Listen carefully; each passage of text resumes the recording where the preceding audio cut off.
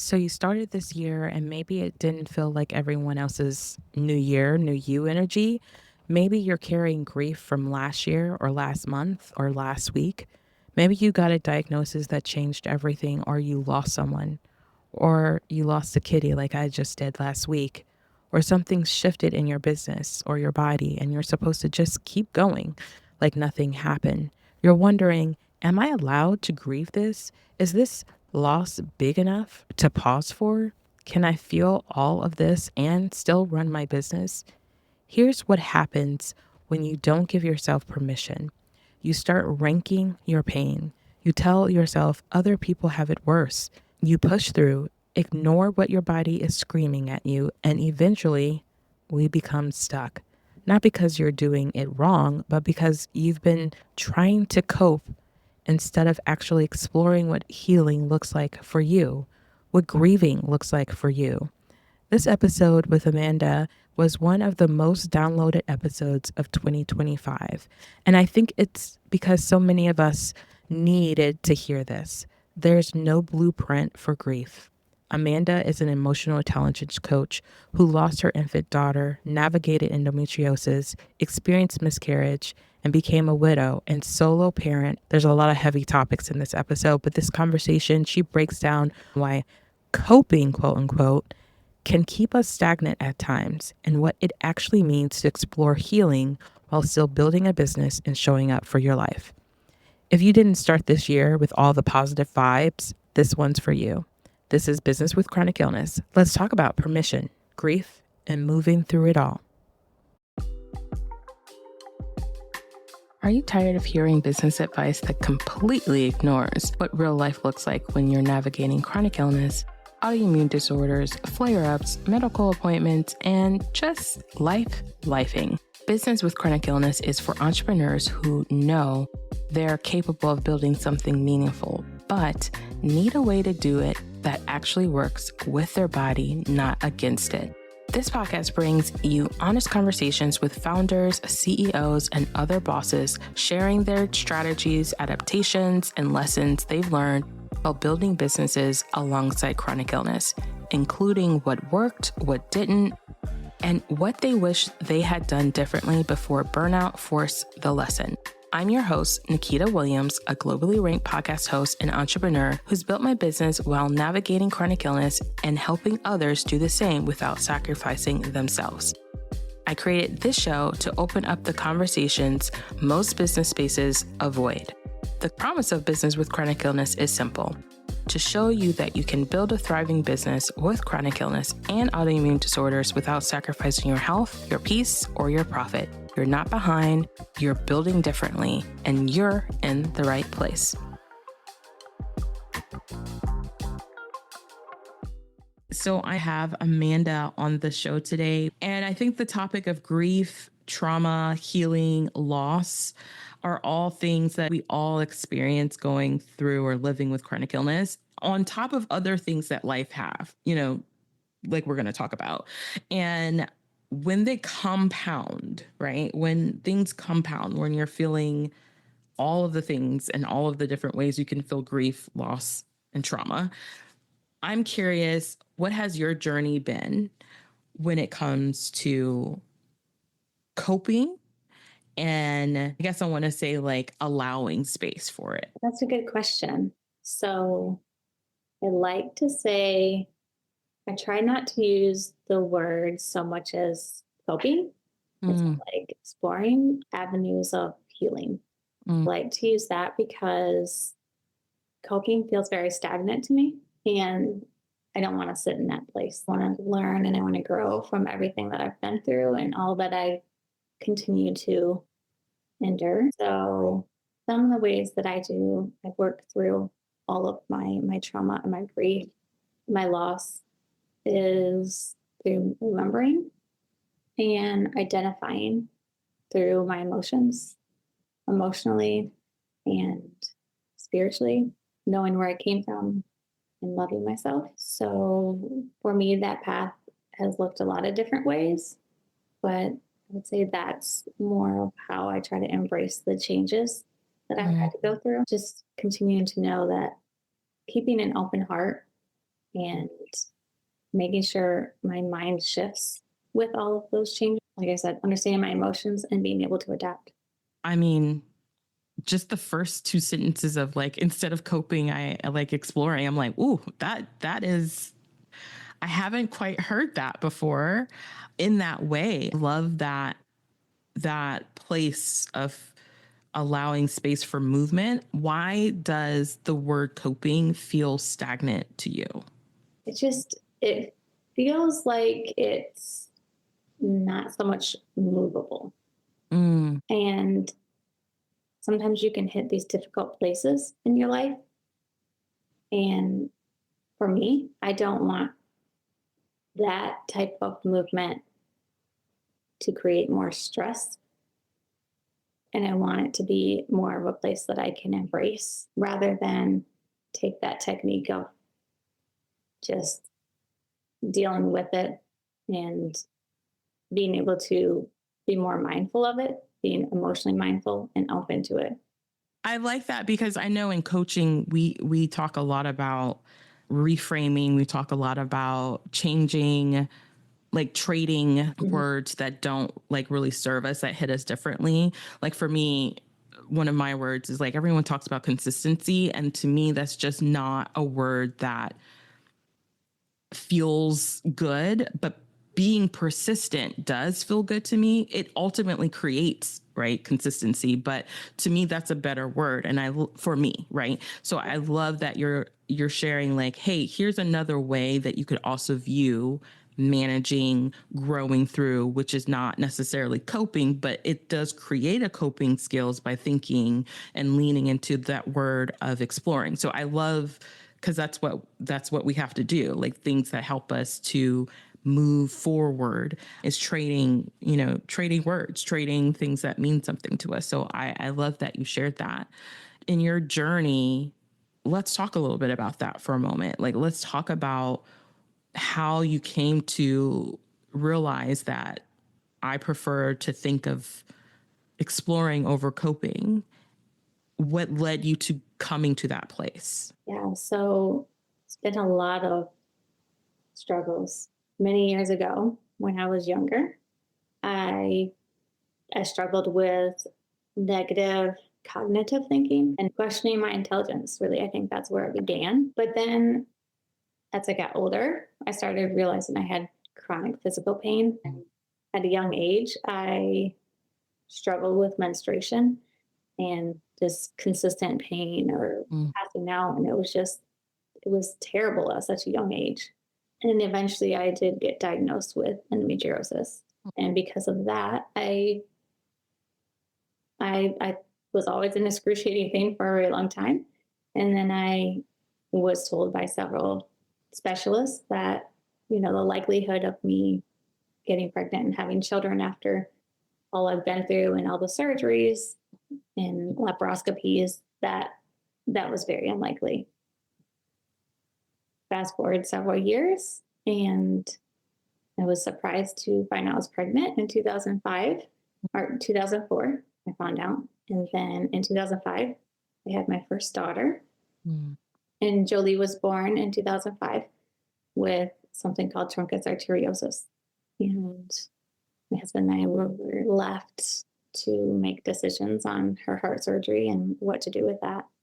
After her second heart surgery, we we were left empty and broken by the loss of our daughter. And I began to wonder if I truly was a mom Mm. because she was only alive for 3 weeks. And and then a year later, I had a miscarriage. I began to wonder if I was Yeah. supposed to be a mother.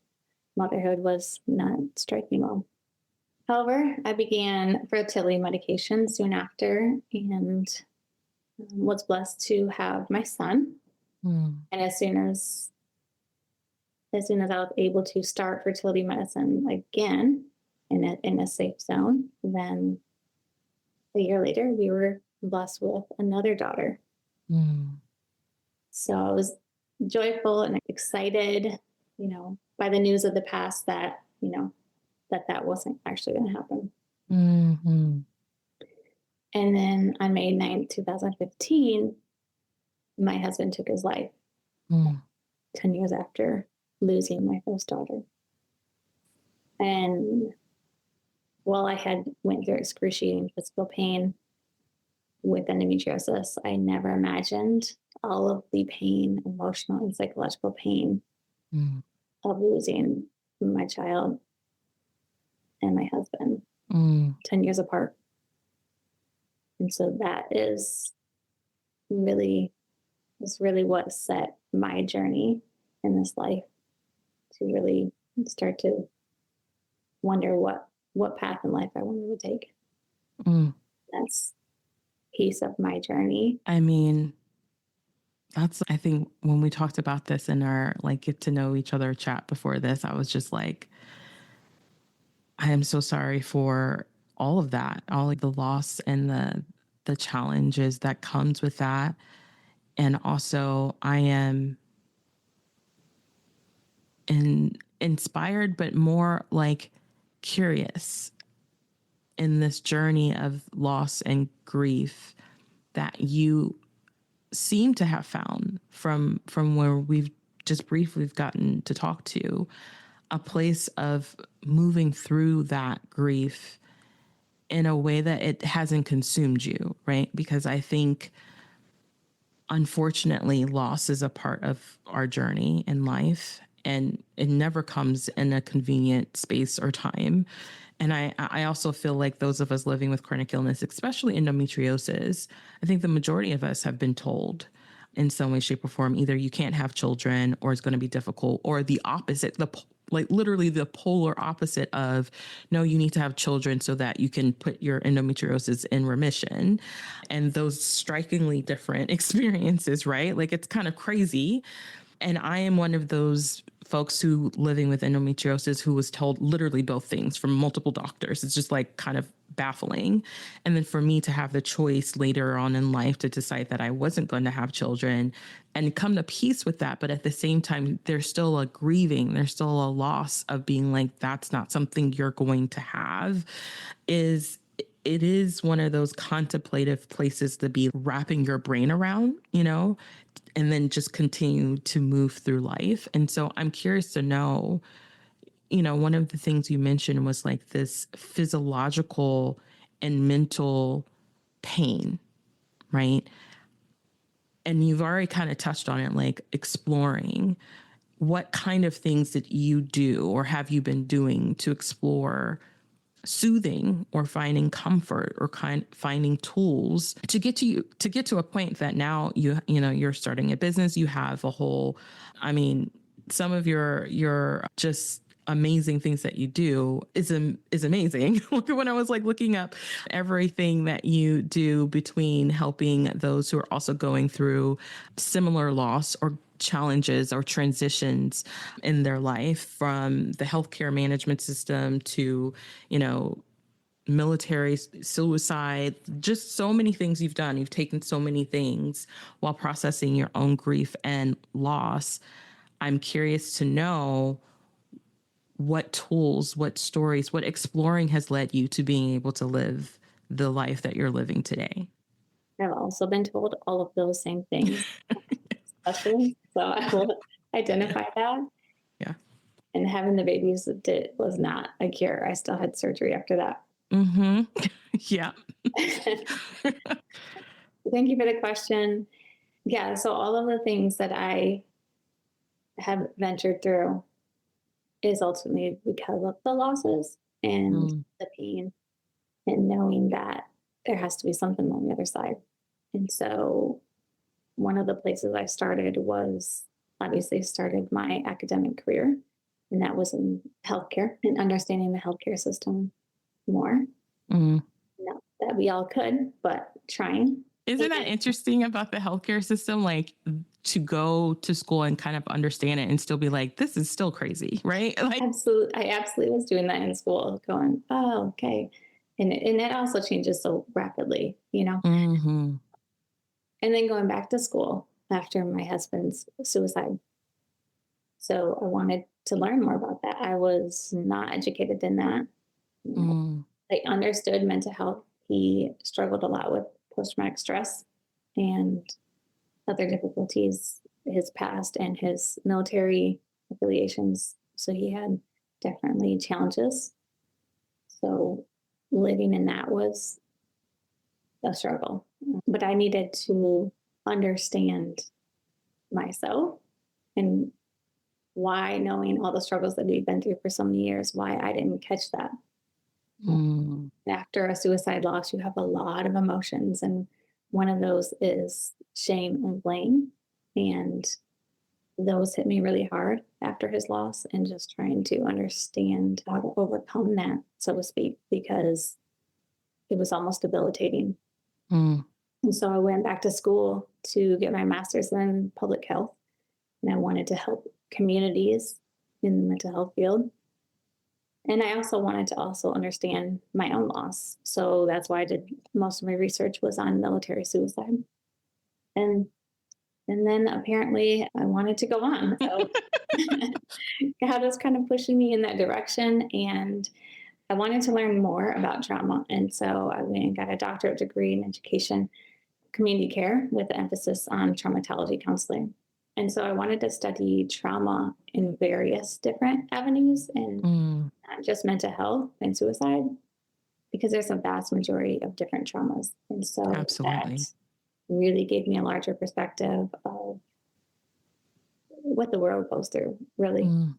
And that has actually led me into going into emotional intelligence coaching, because I now want to really help other people understand their emotions, because I had such a vast majority of emotions going through first my daughter's and trying to understand it, and then really the complexity of suicide and my husband's, and and instantly becoming a solo parent. So I Yeah. was juggling, like anger, annoyance, and then, you know, disgust of what happened and Mm. how this happens in the world, to joy of watching my kids graduate from, you know, first, second, third, all of the grades.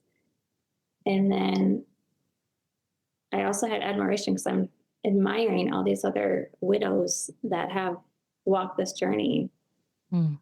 I've also watched so, and maybe this is why I don't enjoy the word coping, because I've seen so many people cope and then get stuck.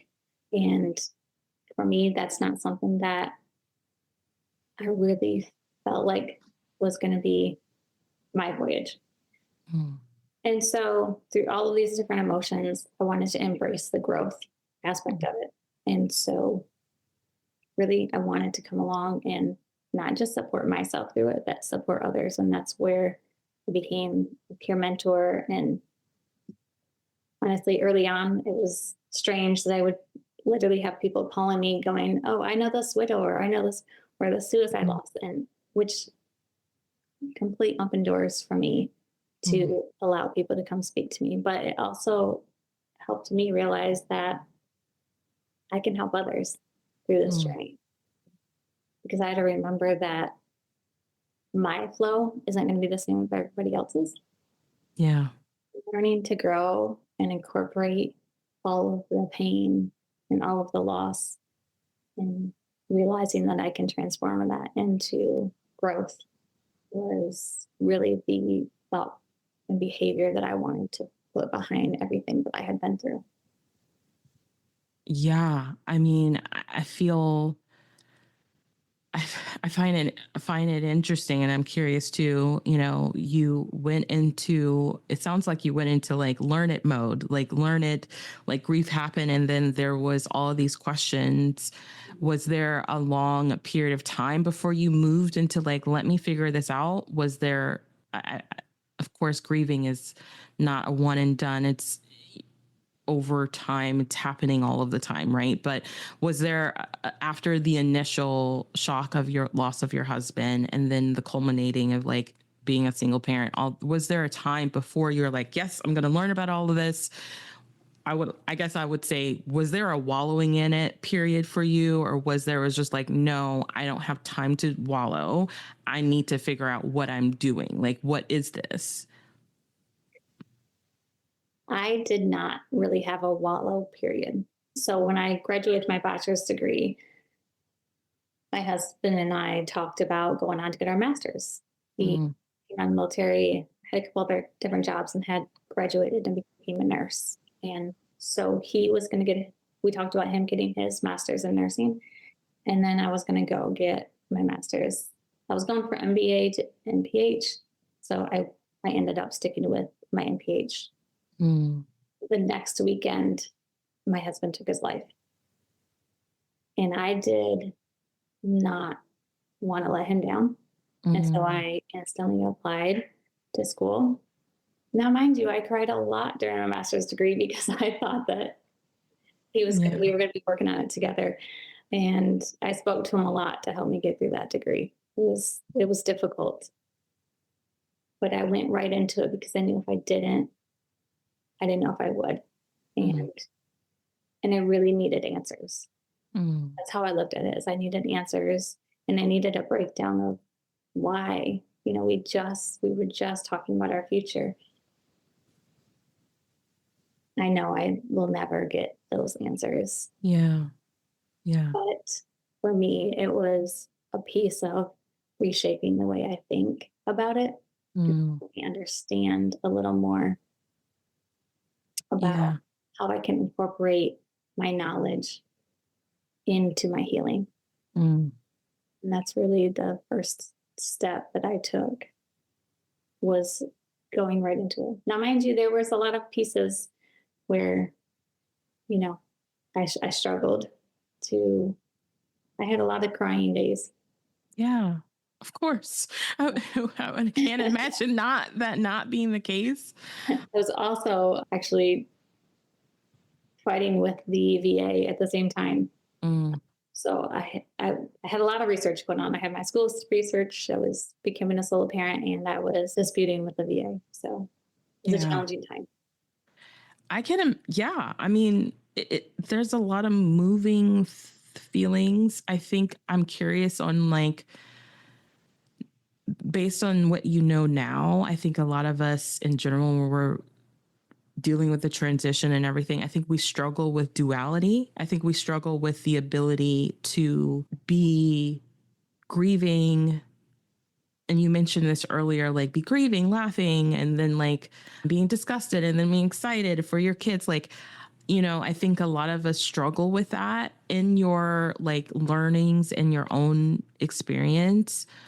How did you find peace or a level of understanding when it comes to being like all of this can coexist and I can still keep going? A lot of it for me, as a believer, was praying. I did a lot of that, knowing that that would be one big way to combat all the negative connotation that would be thrown at me, or the negative thinking that I would be doing to myself. And so I just had to keep that thought pattern of Mm, knowing that I'm not alone and that God's with me.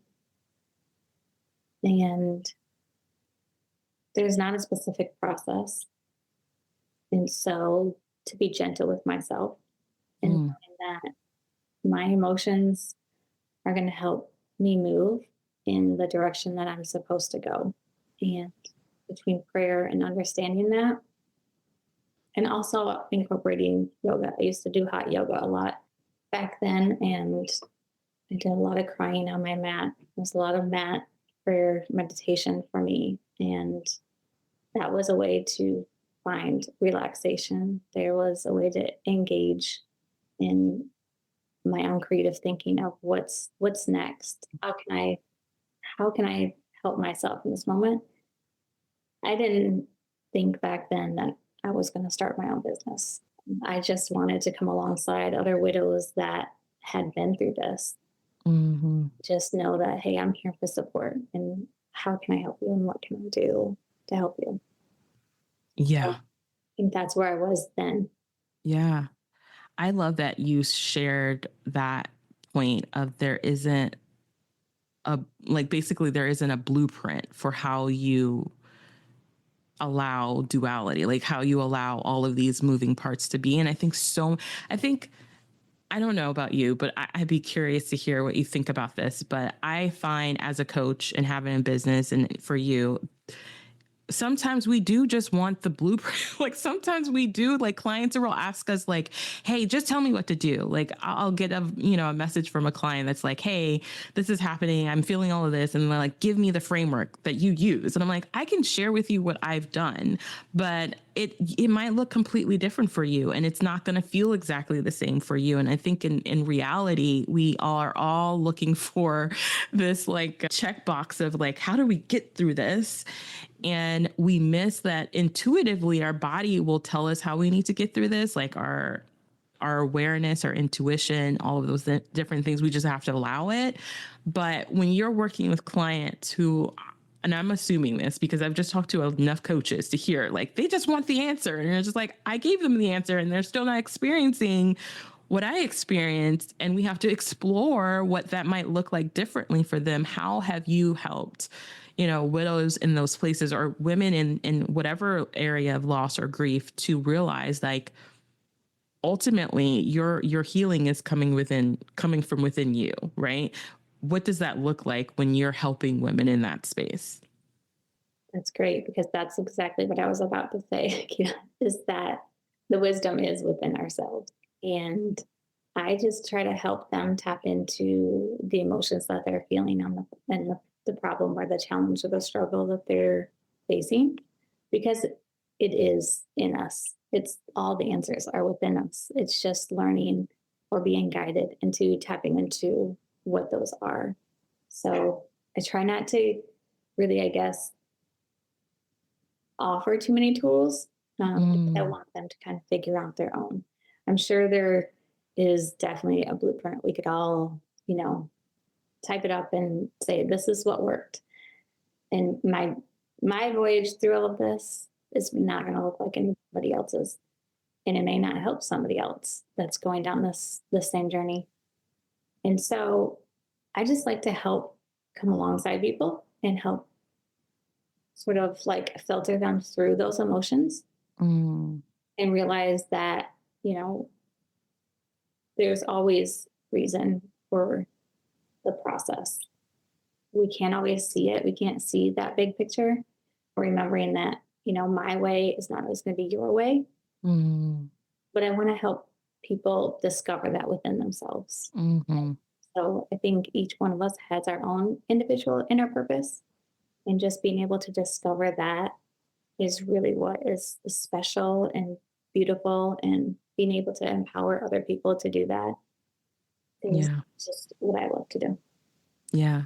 I think it's my best friend. She is a coach who works with trauma, and she's an emotional intelligence coach and CBT trauma informed person. She's got all these certifications. I always tell her like, girl, she's like, she reminded me a little bit of you when you came on here. I was like, oh my goodness, is like my friend is like that. And something we always talk about is, I think the world wants to define what our trauma is going to look like. Like I've been really anti big trauma, little like big trauma, small trauma. And I'm like, I don't think our body knows the difference. Our body just knows that it's trauma, right? Like whether it's grief from like a pet passing away, whether it's grief from having a new diagnosis that is completely like unexpected. I know for me this year, I've had multiple diagnoses. I've had a new one recently that it's the least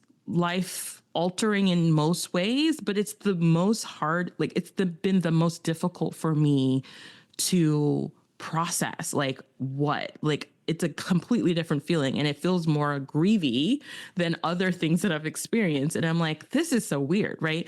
But I say that to say, like, as you've learned working with people and also experiencing it yourself, is there a difference? Is there a difference between, what they call big trauma and little trauma? Is that even a thing? Or is that just the way that the world has tried to, I don't know, make it feel better? I don't understand this logic, but I'm curious on what you think about this. That's a good question. I think there can be some differences in Mm, trauma. in just how the body reacts. Mm, I think everybody has their own set of big T and little t. mm, I think big T is more like life threatening, right? And mm, and and that can be devastating to the body, to the mind. That's when I think a lot of people don't necessarily really understand how to get past that event. mm, And it could be even getting shot, like mm, somebody coming through getting shot and realizing that I lived through that. That's that could be debilitating, mm, but it can also be transformative. mhm, And then sometimes, people then change their whole life. Little t, I think people, there's always these diagnoses in the DSM that tell us what is and isn't trauma. mm. What is So, DSM? sorry, that's the diagnosis book that they use for clinical diagnosis of Mhm, like post traumatic stress or other mental disorders. And so a lot of clinical people will go to that book and look at it and say, oh, well, this might be a trauma, but maybe bullying really isn't a trauma. mm, Honestly, I don't think we should. Another reason why I wanted to become a coach, because I don't want to diagnose other people's traumas. I mm, just know that we face them and how mm, to get through them. And mm, so, a large answer of big T and little t, yes, some can be much more extravagant. But do I actually know the scientific background of evidence if it relates to the body the same? I don't. I haven't done enough research in that area. But I think any type of trauma will affect us mm, mentally, emotionally, and physically. And I've had a child that has been bullied, and we dealt with all of that. Was it traumatic for her? Absolutely. Did it alter a lot of things for her at a very young age? Absolutely. mhm, So did losing her dad. mhm. So there's a lot of factors that you can play into trauma that you may not see the big picture of all of life's events. I don't know. Yeah. I think that might answer a little bit of it, but I think ultimately our body, kind of like the book, The Body Keeps the Score, our bodies, Yes. our minds, our souls really know when we're hurt. Mm, And that pain and hurt can alter a lot of things physically, psychologically, emotionally, and even spiritually. yeah. I just don't want to have to tell people, yes, that is a trauma. No, that's not a trauma. No. So, I I feel you on that. I feel you. Like, yeah, maybe that's why we're coaches and not doctors. Like, we're like, no, we just want to get to the root of how it makes you feel and how you need to move forward. Like, that's a beautiful point. Like, let's help you through it. It doesn't matter how big or small it is. It's something that affects you, and yeah. how can it help you? So I appreciate you sharing that. As you've moved into having your own business and dealing with your own trauma and your own pain, loss, and grief, how has it been helpful in the process of building a business? Like, I know this, I personally feel that business is quote unquote personal because everyone says business is business. And I'm like, I think there are aspects of business that are actually businessy, like a contract. Yes, that's totally business, right? But like how we interact with our clients, what we do to market, what we do to sell, like how our values, like that's all coming from a personal place. Like that's coming from a values driven place. And it's also coming from our perspective, it's coming from our lived experiences. So you've shared with us your story of your lived experience of processing and going through and still going through loss and grief, but also running a business and living with a chronic thing, right? And so I'm curious on how has that shaped how you have decided to run your business, and is there anything you would give as advice to someone who's in that similar space? So how it impacts my business is a lot through my empathy for others. Mm, So I know that patience, it takes a lot to be patient and to understand that there's growth, but there's also people who need a little more tender loving care to understand mhm, they have that inner purpose. And so building a relationship is really imperative to me, knowing that I can be trusted in this process and mm, that I can come alongside you to empower you to be able to move through the process of growth because it is a process and there's not like a standpoint. It's just knowing that we're all going to get there. It's just everybody's time is different. mm. So building my business, yes, I am not a business, it's just business person. I'm a Yeah. relationship person. And so it probably impacts me some, you know, because I'm still learning the business mindset, so to speak, because I'm more of a people person and emotional person. And so my love and kindness isn't always the best thing in business when you have to make those definitive answers, right? But I'm learning and I'm growing in that area. And so your second question was how could I help other people understand that in harmonizing their business? I would say maybe incorporate your own values.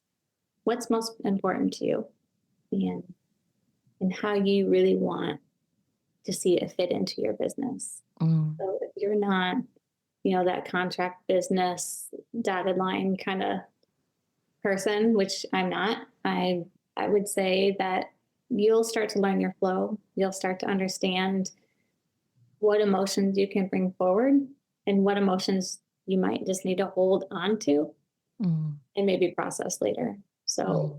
self-awareness is really important when you become a business owner to Absolutely.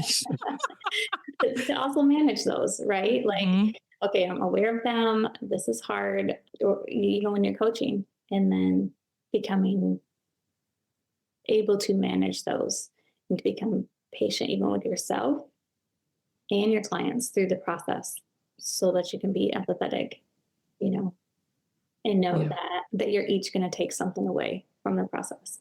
So, yeah, I think that would be it for me. Yeah, no, I love Learning that. this process myself, I promise. Yeah. Yeah, I think that's I think I would say when I'm thinking and hearing you,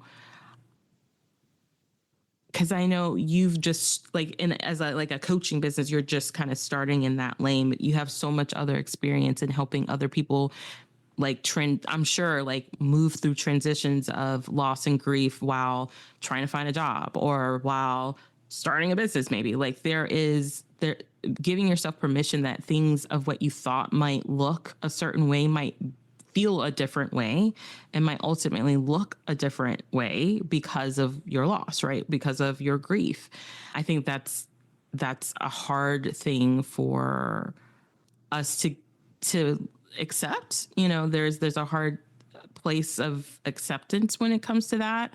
I'm curious if someone were listening and they currently already have a business and they're already doing what they thought they were doing, and then they're in that place where you were at one point, where it's like this loss unexpectedly happened, and now I view things differently. I feel about things differently.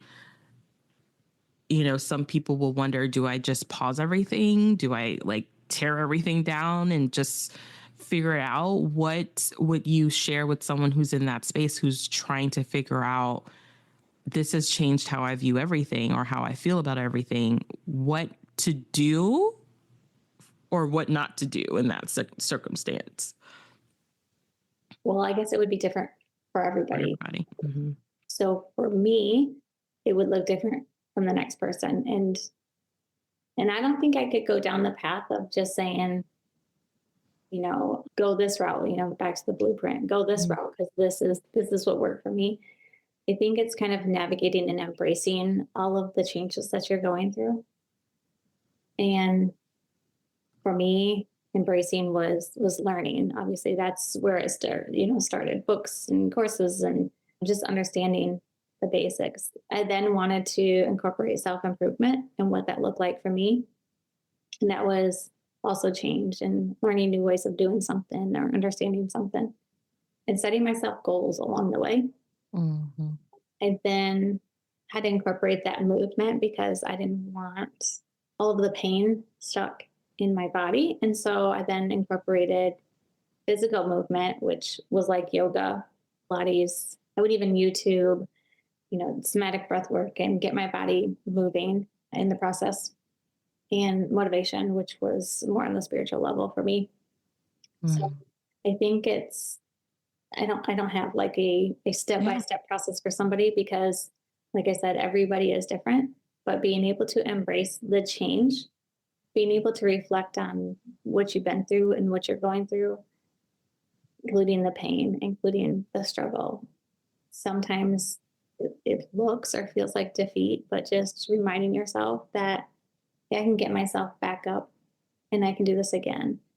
Even Mhm. if that's, hey, this morning I know something we say a lot is just getting up to brush your teeth during really hard grief days. That's accomplishment. Mhm. And not negating the fact that small accomplishments will then gain upon each other. And you'll continue to grow and you'll continue to incorporate something new and strengthen yourself every day. So I would say also kind of adapting, you know, adapting to change because I think that's really big for people. Just change and learning Mhm. how to embrace it. Yeah. Yeah, and I like how you're saying like there isn't what that looks like for you isn't necessarily the same thing it looks like for somebody else. However, I do still hear a relatively guide on moving through something like that, which is kind of like a resting period of realizing, okay, whatever this looks like, and like identifying what your body or what you need out of this, where you want to go with this, and then just really embracing that however it's going to look, it's okay. There's not a right or wrong to your grief. There's not a right or wrong to the decisions you currently are going to make in that space. It's just trying to figure out what is good for you. And I think sometimes that takes permission. That takes permission to give yourself that space to grieve or to get up out of the bed and brush your teeth. Right. So I love that you're sharing like it's gonna look different, but it's a beautiful thing to just allow. Really, it's just allowing what is to be and deciding what you're gonna do. Yeah, so I do have like a little process. So my theory is I say apply and it ends with an I. So acknowledging where you are, who you are, and what you want.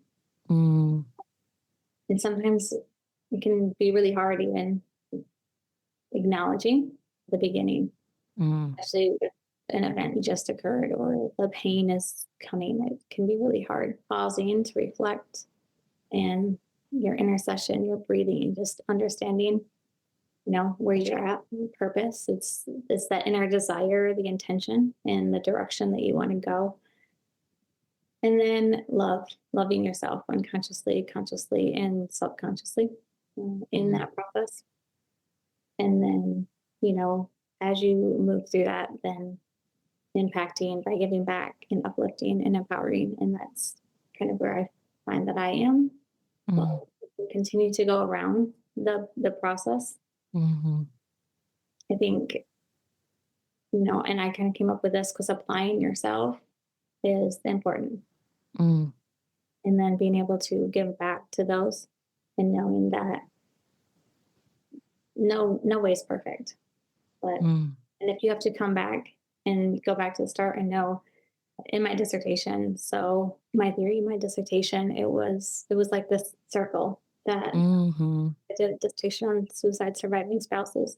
mm, But there was always a pointing back point where you hit here and you're doing so well and you're growing, and then an event occurs, right? Mhm. And you find yourself, oh no, I'm back at the beginning.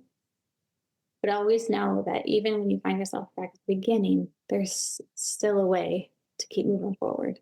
And so Mm. it was just really beautiful to hear the stories of all the women I was able to interview, their story of reflecting, acknowledging, and then going back and saying, I'm not done yet. I want to keep growing. So Yeah. Yeah, I love that.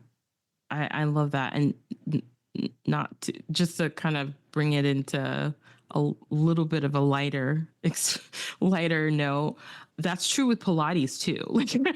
Like I have been religious with Pilates and then needed to take a break because of health or life and stuff. And then gone back and afraid, petrified that it will feel like I have never done this before in my life. Right. And it's true. It feels like that. But when you get into it, you realize, oh, it's really, my body still remembers what this is supposed to feel like. It still remembers how to do this thing. There's a song recently that I've been listening to, I think by Halsey or something. I can't think of who it is actually. And it's the song, it's like the theme song, one of the theme songs from the Barbie movie. I know this is going way, Nikita's going way over, okay? Way on another place. But it's like, there's a line in the song where it's like, I don't know what it feels to be happy. I used to know. I will know, basically. And I think we, in general, with all things in life, when we have to do that cycle and we have to start back, quote unquote, over, it that's the, to me, for me personally, the starting over at that very beginning part again is the most challenging mental thing because it feels like a defeat. It feels like you have messed something up and you've already messed up already and you're going to start over and it's going to be so much harder. But literally, it's just that hump of not allowing that belief to stop you from starting back over. That's the hardest part, in my opinion. And so when I'm hearing you say that about those who have some event and something happens and they have to start this process over again, it's just like I want them to also know it's like the hardest part is like the giving yourself permission to quote unquote start over again. But in reality, your body will remember what it needs to do. Right. And it's like Pilates. I didn't want to go back to Pilates, but I put my feet in the straps and it's like, oh, we know how to do this. Like it is, your body will not forget the things that will serve you. uh-huh. So just sharing that. Yeah, that's actually another piece of why I'm actually going to eventually incorporate Pilates into my practice. So I'm working on my Pilates right now certification, and then I'm going to incorporate yoga and somatic breath work because I find that all of it is part of the process. Mhm. And as you stated, the body knows, like that comes from the brain. And I think it's the hippocampus. It reminds us that, hey, we've been here before. And it stores all of that to remind us that, hey, we can get through this, we can do this. Yeah. And the amygdala is our emotional part. So they work together to help us remind us, you've Yeah. been there. What are those emotions that brought you through? Mhm. And how can you relate back to those emotions so that you can work through the process? Even if it's Pilates, it's going, your brain's moving and it's going, oh, it's hard. Mhm. And then you're going your second or third time and going, oh, yeah, but I remember this and I did it again and I'm doing it again. And so that's a significant role of overcoming the fear, right? Mhm. Of Yeah. just not starting again. So Yeah. congratulations on that because a lot of people get stuck in that. Yeah. And it's a really big challenge, Yeah. but you really do. That's a process of growth. And that's Yeah. how your brain grows. And that's another one of my things is brain health. So that's another thing I like to coach on and happiness. I'm also writing a book on happiness. So Mhm. just everybody's view is different. Yeah. It is a beautiful thing. I tell people all the time. I have a couple of clients who I think a lot of us focus on grounding, which I think is important, but I also feel like we need to focus on releasing. Mhm. And I find, to your point, part of this healing, like the movement, breath work, movement is a form of release. So is screaming and yelling and like, so movement is a way of releasing. Grounding is great to kind of recenter and like tell your nervous system we're safe, we're okay. But we also store all of that energy energetically, and that energy has to go somewhere. Right. And so movement is a huge part of that. So I love that you're incorporating that part into your practice, or encouraging your clients to do that, because that has made all the difference for me. I'm like not doing it to like lose weight. I'm doing it to like release, and also it just makes me feel good. Like I feel so much better when I have that kind of release. So Mhm. it's powerful. It is. So what's coming up for you? I hear you just said you're having a book coming up. What else is good that's happening? And tell us where we can find you. Absolutely. So yes, I am working on my book. It's going to be Happiness is a Facade, and Mm, growing my business, like I said earlier. So I am working on my certifications for Pilates, yoga, and then eventually breath work to incorporate that. You can find me at www.growwithpurposecoach.com. And yeah, so I'm really excited for what's coming up and continuing to grow this business. Emotional intelligence is an exceptional piece, and I want people to understand their emotions through the pain and through all walks of life, right? And not just for self, but for those around us. mm, But then I also want to help people process the pain or the trauma or the hurts or the grief, and that's through movement. So that's why I really want to build the business so that people can get a full understanding of, okay, here are my emotions. This is brain health piece to help you understand what's the best approach to help, where to eat for my brain, and then movement. So yeah, I want to incorporate a whole mind, body, and soul practice for people to get healed. I love that. Well, thank you so much for being on and sharing your lived experience, your story, and your thoughts on how we can process and kind of grow and keep growing through the grief and pain that we go through. So thank you. Thank you, Nikita. I appreciate you having me on. That's a wrap for this episode of Business with Chronic Illness. If you would like to start and grow an online coaching business with me, head to the show notes to click a link to book a sales call and learn how to make money with chronic illness. You can also check out our website at www.craftedtothrive.com for this episode's show notes, and join our email list to get exclusive content where I coach you on how to chronically grow a profitable business while living with chronic illness. Until next time, remember, yes, you are crafted to thrive.